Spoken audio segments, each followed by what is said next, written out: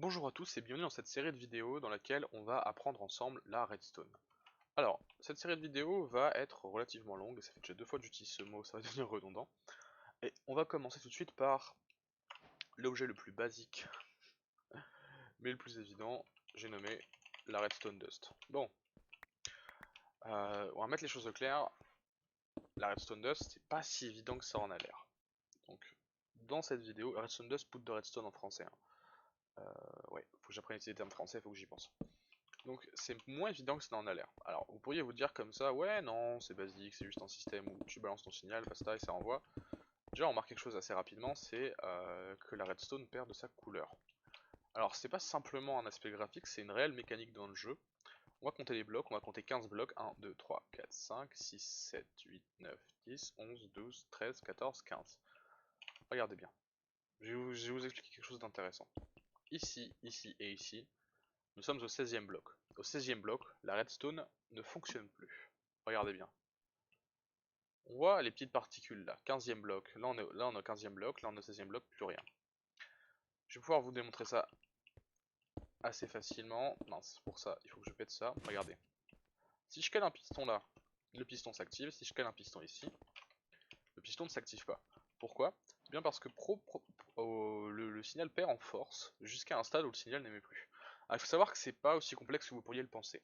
Non, le signal n'est pas réellement plus puissant ici qu'ici en fait.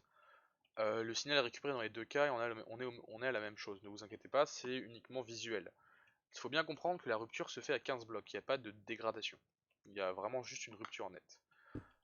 Pour pallier à ce problème, quelque chose que beaucoup de gens savent je pense, parce que là on est vraiment sur des basiques mais bon, c'est toujours bien de les rappeler, on peut utiliser un répéteur. Le répéteur a pour principe principal, bien qu'aujourd'hui on l'utilise pratiquement plus pour ça, en fait si quand même, de renvoyer le signal à sa puissance maximale, d'accord? Donc si on teste, on voit que j'ai de nouveau accès à 15. Et si je suis à 15, ça fonctionne, je me fous à 16, ça fonctionne plus. Donc l'idée du répéteur, c'est de pouvoir prolonger un système de redstone. Ok, super. Il y a autre chose à savoir sur la redstone dust. On va relancer un courant, d'accord? Et je vais refaire voilà, quelque chose de différent. Comme ça. Il faut savoir que vous ne pouvez récupérer un signal sur des blocs qu'en bout de ligne. Typiquement, si je fais ça, le signal n'est pas récupéré. La ligne n'envoie pas au signal. La ligne n'envoie pas dans les blocs, pardon. Pour que la ligne envoie, il faut créer une excroissance. Vous voyez, seuls les bouts alimentent. Alors, on peut tout à fait faire ça, pardon, ça. Et puis après, vous pouvez vous amuser à faire ça, ça, il n'y a pas de souci en fait. Hein. Mais il faut bien comprendre que seulement les bouts de ligne vont alimenter les objets. Vous voyez ici, pas alimenté et au bout alimenté. Donc, faites aussi attention sur votre alimentation, ça va vous poser des problèmes. On peut par contre, comme je l'ai fait là, mettre une ligne de redstone, parce que vous voyez si je cale là ça ne fonctionne pas. On peut mettre une ligne pour sortir, mais on peut aussi faire une autre technique qui consiste à caler un répéteur. D'accord, le répéteur va de 1 renvoyer un courant maximal, donc ça peut être intéressant, et de 2 permettre de sortir le signal sur le côté. Voilà, les redstone dust sont un peu plus complexes qu'on ne pourrait le penser. Après c'est pas encore incroyablement complexe, il y a autre chose quand même à voir. Il faut savoir qu'une redstone dust va être alimentée à partir du moment où le bloc sur lequel repose sera alimenté. Donc si je fais ça, j'alimente un bloc et que je mets ça, vous voyez, le bloc est alimenté. On va voir dans les prochaines leçons comment fonctionne l'alimentation des blocs, c'est ce qu'on appelle le hard power.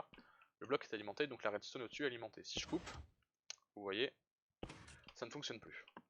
Il est donc tout à fait possible d'alimenter une redstone par en dessous, d'accord, par le côté comme on vient de le voir, mais aussi directement sur la redstone. Voilà, on peut aussi faire, bien que ça puisse sembler un peu contre-intuitif qu'on puisse faire les trois, ceci. Et après évidemment dans tous les sens. Petit bémol, on peut pas réellement faire, on peut pas faire ceci, par exemple. Ce n'est pas possible. Ce que vous pouvez par contre faire ceci. Je sais, là ça semble bizarre, mais il faut bien comprendre en fait que les torches de redstone vont alimenter les blocs là, les blocs là, et les blocs ici. Donc ça fonctionne. vous pouvez tout à fait caler une redstone dust pour récupérer le signal. Attention par contre, un répéteur ne fonctionne pas. Donc on peut alimenter la redstone dust par au-dessus avec une torche ou éventuellement, ça va fonctionner aussi, normalement, un bloc de redstone. Voilà, tout simplement. En fait, il faut bien comprendre que le jeu considère plus ou moins la redstone comme un bloc plein. Ce qui fait que elle peut être alimentée par les blocs adjacents, en hauteur comme sur les côtés. Alors, c'est à peu près tout ce que j'ai à dire sur la redstone dust. Oui, si, j'ai encore autre chose à dire quand même. Vous pouvez faire autant d'embranchements que vous voulez sur la redstone dust. Ça pose pas de soucis, vous pouvez même la faire se rejoindre. Mais faites bien attention, lorsque vous faites ce genre de choses, vous allez parfois limiter la puissance du signal. Je m'explique. On va prendre un exemple simple. Je vais faire une ligne droite, d'accord, 9, 10, 11, 12, on va dire à 12, d'accord. Je mets une ligne droite à 12. Mon but ça va être d'alimenter, disons, ce piston avec ce répéteur, d'accord. Nickel. Ce que je peux faire, c'est faire une boucle, comme je vous l'ai dit. Le problème, c'est que ça va avoir pour effet d'augmenter la puissance du signal. Donc ne vous dites pas juste oui, mais ça va au niveau de la distance là. Non, non, non. Chaque bloc de redstone compte comme une déperdition de signal. Faites bien attention à ça, sinon vous n'allez pas comprendre pourquoi ça ne fonctionne pas. Donc là, j'ai dit tout ce que j'avais à dire sur la redstone, sur Redstone Dust, hein, bien sûr. Et n'hésitez pas donc à vous abonner à cette chaîne et surtout à me follow sur Twitch, vous pourrez voir le lien dans la description. Je fais des lives tous les soirs sur du Minecraft hardcore, donc c'est sympa. Je fais beaucoup de redstone sur ce monde, mais voilà, c'est du hardcore, donc une vie quoi. C'est rigolo, il y a pas mal de gens, on s'amuse bien. Dans les prochaines leçons, on va découvrir des choses un peu plus intéressantes. On va apprendre comment fonctionnent les répéteurs, les redstone torches, les pistons, enfin bref, tous les blocs de redstone intéressants. Et puis, une fois qu'on aura fait tout ça, on va apprendre à faire des composants complexes comme des portes logiques, des choses comme ça. Bref, ça va être vraiment sympa. Voilà, abonnez-vous et à bientôt.